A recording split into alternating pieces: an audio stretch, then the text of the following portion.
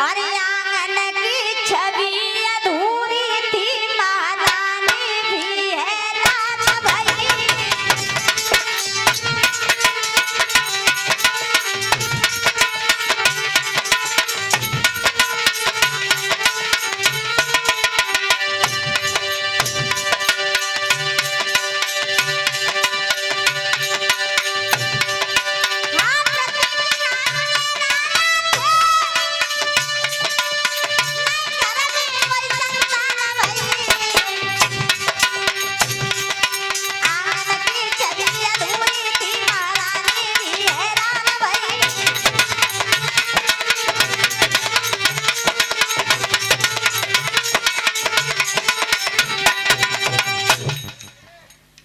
महाराज प्रतीक ने मन में विचार किया, ऐसे जीने से क्या फायदा, मैं मर जाऊं।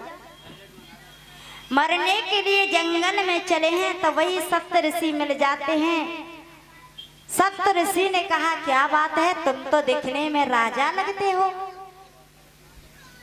महाराज प्रतीक ने कहा प्रभु सर्व सुखी हूँ, दुख एक ही बात का है, संतान नहीं है।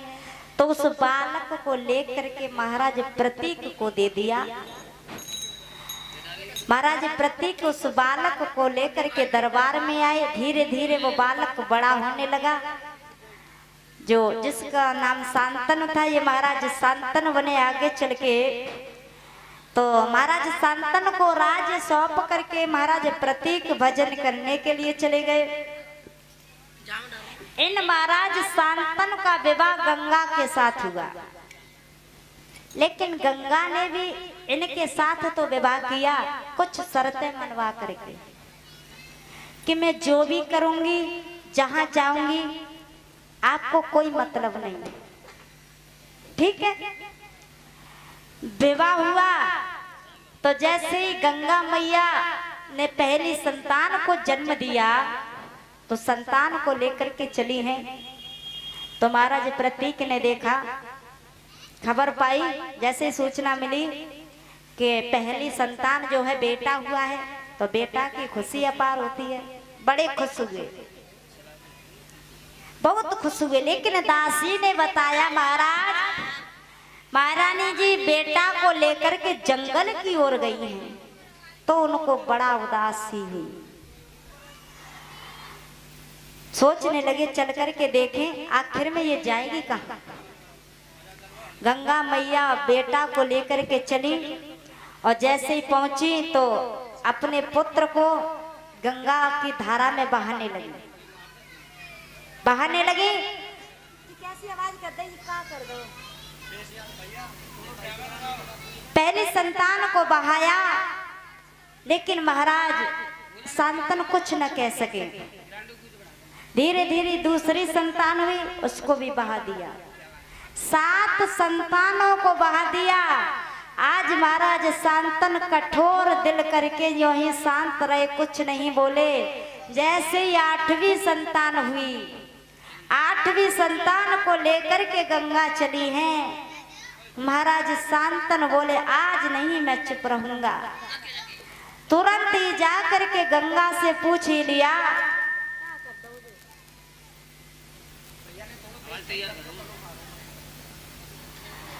कहा है गंगा हमें ये बताओ तुम कहाँ जा रही हो। इस पुत्र को तो छोड़ दो कम से कम, इसे लेकर के कहाँ जा रही हो। तभी गंगा मैया ने कहा हे महाराज आपने मुझे रोक दिया, मैं इसे मारने नहीं बल्कि इन पुत्रों को बचाने के लिए जा रही थी। मैंने अपने 7 पुत्रों को बहा दिया, 7 की रक्षा की है, क्योंकि मेरे जो 8 पुत्र हैं 8 वसु थे। इन्हें वशिष्ठ जी का श्राप लगा हुआ था। एक समय की बात है कि वशिष्ठ जी के पास एक कामधेनु नाम की गाय थी, वो रहती थी। कामधेनु नाम की गाय रहती थी। तो ये 8 जो वसु थे ये उस गाय को चोरी करने के लिए गए। जब चोरी करने के लिए गए, एक ने चोरी की, गाय को चुराया, तभी वशिष्ठ जी ने श्राप दिया, जाओ तुम्हें मनुष्य योनि में जन्म लेना पड़ेगा। तो सभी हाथ जोड़ करके बोले, प्रभु हमारी रक्षा करो, हमें इस श्राप से मुक्त करो, ये तुमने क्या कर दिया भगवान। तो वशिष्ठ जी को दया आ गई, तो उन्होंने कहा तुम 7 तो वापस आ जाओगे, लेकिन एक रह जाएगा, वो अपनी सजा को जरूर भुगतेगा। तो 7 को तो गंगा मैया ने अपनी धारा में बहा करके बचा लिया, लेकिन 8वें जो थे, जो महाराज शांतनु ने रोक दिया, उस पुत्र का नाम देवव्रत पड़ा, जिससे गंगा पुत्र भीष्म कहते हैं। और उनका नाम भीष्म कैसे पड़ा जरा ध्यान दें। ये महाराज शांतनु जो थे, गंगा मैया ने जैसे 8वें पुत्र को छोड़ करके वहां से चली गई, तो गंगा मैया की जुदाई का हमेशा शांतनु को अंगारे बरसाता रहा जुदाई। मन में विचार करने लगे, गंगा तो चली गई, अब हम कैसे रहें।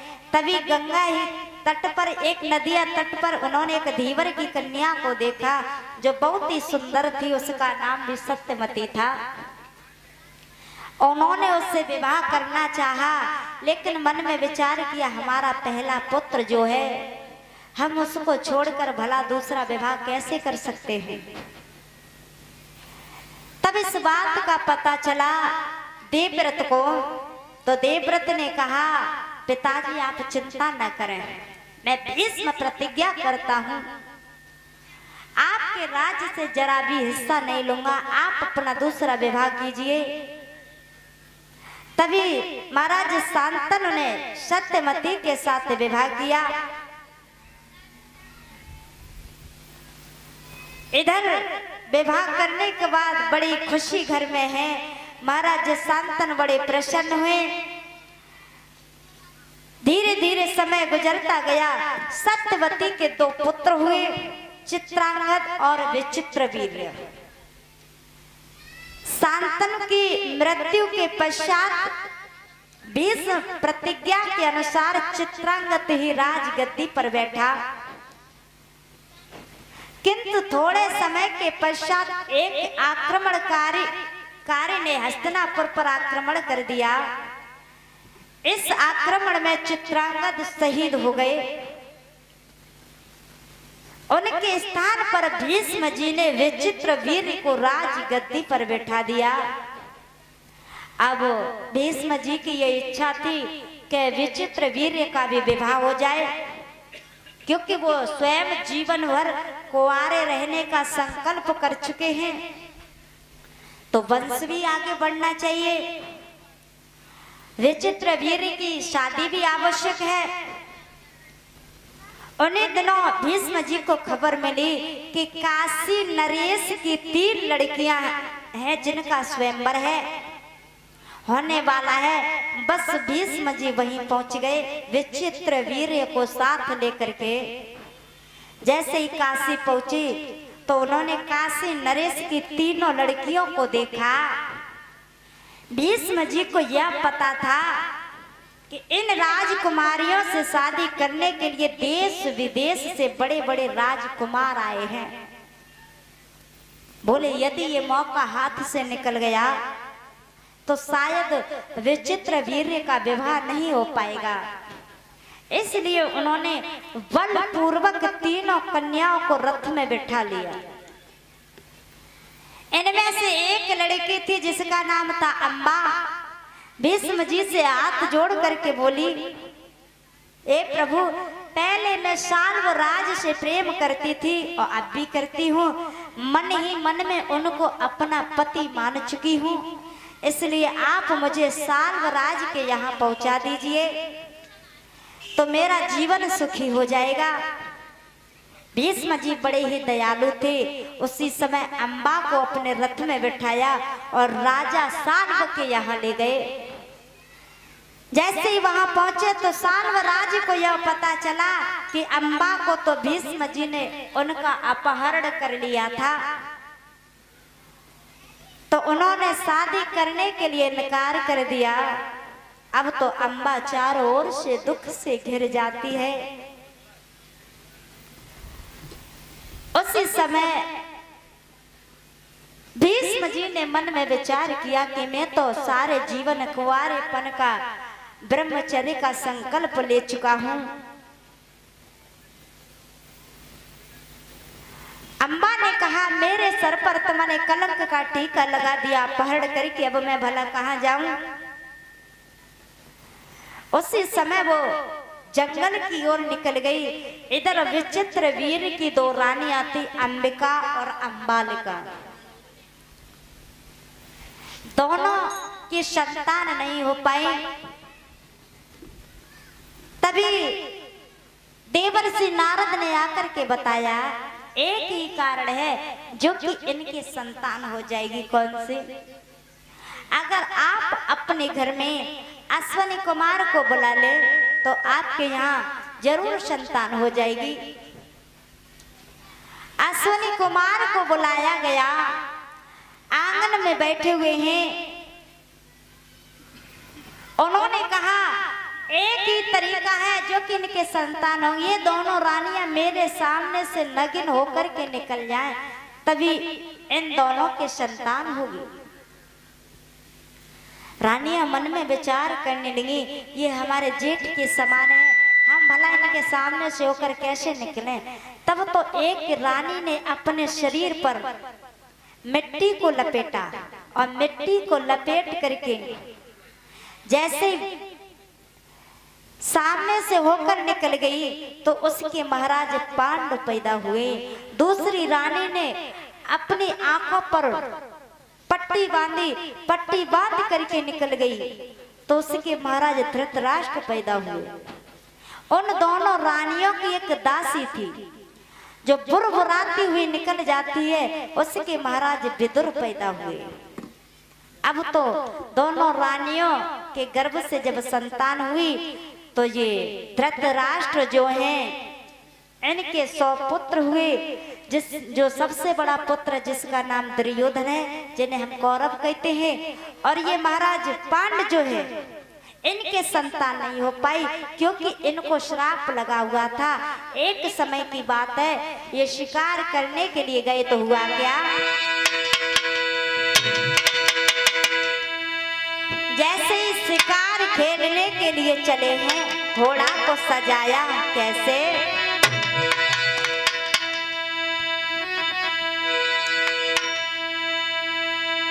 के घोड़ा लयो सजाए करिए राजा ने तैयारी।